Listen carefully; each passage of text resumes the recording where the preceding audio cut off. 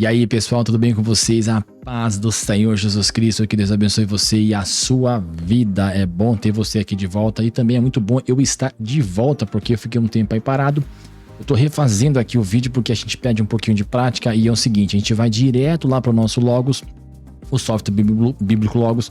Quero já aproveitar e fazer para você um convite. Adquira o Bíblico Logos. Não ganho nada com isso, tá?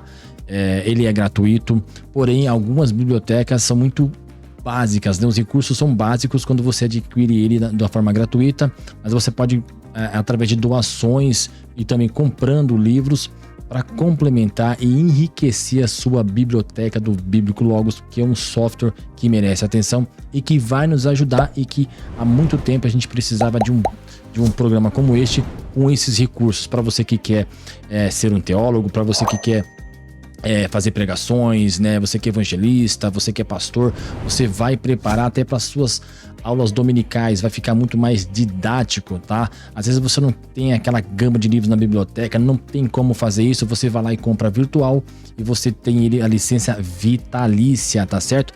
Se você quer o programa com recursos completos, você vai pagar um pouquinho mais caro, porque ele é cotado em dólar, vai, tudo bem, mas às vezes, gente, vale a pena. Você passa o cartão lá, eu acho que vale a pena, e a versão gratuita já é de bom tamanho, então faça isso. Vamos lá para poder falar sobre a palavra, a pergunta tema, né? Qual que é a pergunta tema deste post aqui no blog? Também quero aproveitar e fazer um adendo, gente. Vai lá, por favor, compartilhe o nosso conteúdo no site do blog O Poder da Bíblia e também no canal do YouTube, @Teolic. Eu vou deixar os dois links na descrição para que vocês possam nos ajudar a complementar o canal. Eu tô numa correria danada, muita coisa para poder fazer, gente trabalhando, e às vezes não sobra tempo, e a gente tem que arrumar tempo para o Senhor para poder fazer as coisas. Orem por minha vida, porque é uma batalha todos os dias e a gente precisa melhorar. Ninguém é perfeito, mas a gente deve orar uns pelos outros para que nós possamos melhorar, porque a todo dia nós sofremos tentações. E esta pergunta tema neste post, nesse breve comentário aqui expositivo, eu falo justamente sobre isso, porque as nossas tratativas e resposta diante dessas situações é que vão determinar, tá? Se nós queremos ser um Caim ou se nós queremos ser um Abel, tá certo? Então vamos lá para a Gênesis, tá? Deixa eu fazer aqui a transição para a gente poder ir lá para o nosso software Bíblico Logos. E a gente tá aqui já, pessoal, lá. Caim e Abel, tá? Adão e Eva teve relações. Adão teve relações com Eva, a sua mulher. Ela ficou grávida e deu à luz a Caim, tá? Isso no caput, digamos assim, no caput, que é o primeiro versículo do capítulo 4 em diante. Então, diz o seguinte.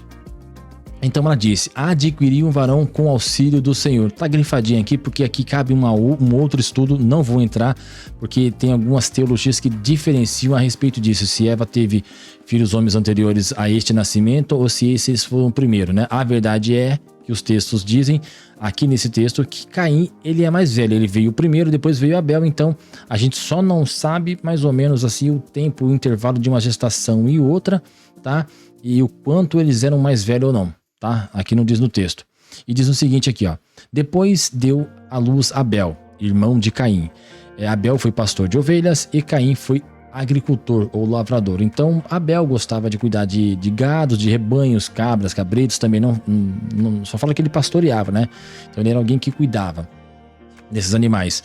E Abel, né, Caim, ele lavrava a terra, então ele semeava, ele arava a terra, então era hortaliças, não sei se era alface, se era rúcula, que tipo de legumes eram, mas era nesse sentido sim, tá certo? Aí depois fala que aconteceu um certo dia, tá? Em algum tempo, não fala se era no fim do dia, quantos dias, só fala que em algum tempo, em algum momento, Abel levou a sua oferta, Caim levou a sua oferta, e a gente vai entender aqui alguma coisinha aqui a respeito disso. Quero ser bem rápido e breve, porque este vídeo é um complemento do post que eu vou deixar no blog O Poder da Bíblia. Fala o seguinte, aconteceu que ao fim de um certo tempo, Caim trouxe do fruto da terra uma oferta ao Senhor, e Abel, por sua vez, trouxe das primícias. Aí aqui eu vou frisar bem, das primícias, eu vou deixar até aqui grifado aqui, ó, no software logo, das primícias, as primeiras coisas, as primeiras colheitas são as melhores, né, do seu rebanho e da gordura deste. O Senhor se agradou de Abel e de sua oferta, mas de Caim e de sua oferta ele não se agradou.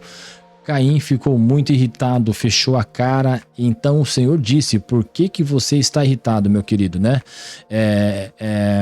E por que essa cara fechada? Aqui tá uma linguagem mais autêntica com os nossos dias, digamos assim, né? Por causa da nossa cultura, da nossa a linguística. Então aqui tá uma linguagem mais moderna, de fácil entendimento.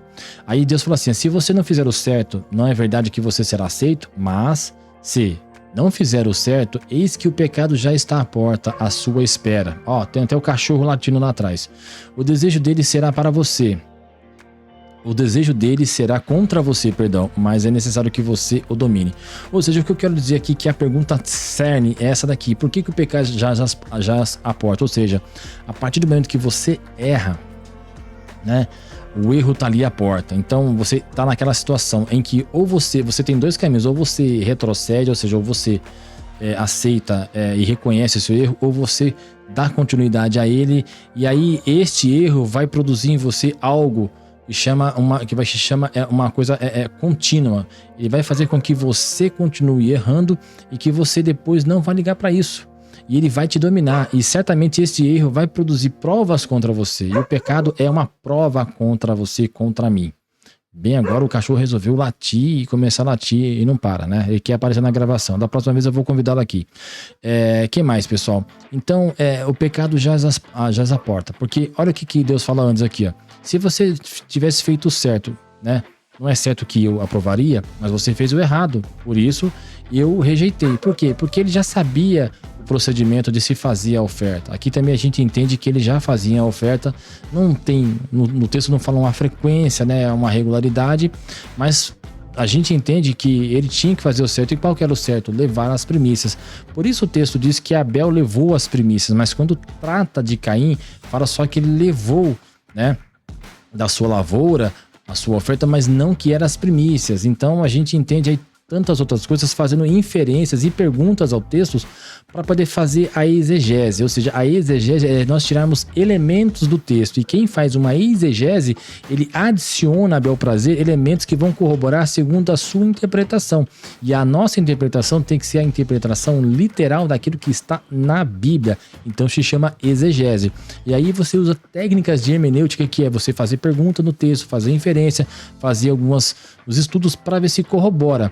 E uma dica eu dou: toda análise que nós fazemos da Bíblia, se ela entra em conflito em algum momento, seja com a versão anterior, ou seja, o Antigo Testamento, ou com a versão posterior, o Novo Testamento, essa análise ela é duvidosa, porque as coisas de Deus elas não são confusas.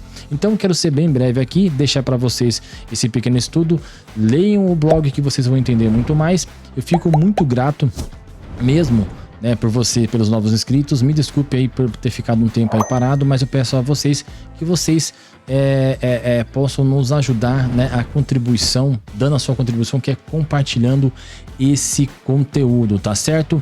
Fica com Deus, Deus abençoe você, sua vida. Não esqueçam de fazer a aquisição do software Bíblico Logos. Eu vou colocar aqui os links tanto do canal da Teolic, no nosso canal, quanto também do blog, e também o link do software Bíblico Logos, tá certo, pessoal? Um grande abraço, fica com Deus, que Deus abençoe você e a sua vida, e até a próxima. E também ore por nós, porque a luta ela é grande. Tchau, tchau.